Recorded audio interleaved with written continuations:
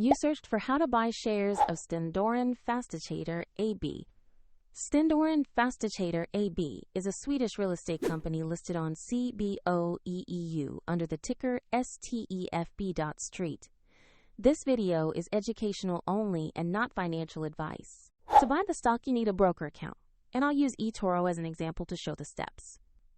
After registration, you must verify your account with an identity document and add funds before you can place trades. On the platform, use the search tool and type the ticker STEFB.ST to locate the listing. Make sure you select the Stendorren Fastigheter AB result to avoid the wrong asset. Open the asset page to view a short company summary and the price chart. Confirm the name and ticker STEFB.ST on the page so you know it is the correct stock. Click Invest or Trade, enter the amount you want to purchase, then review the order details and confirm. If the market is closed, your order may be queued or executed as a market or limit order depending on your choice.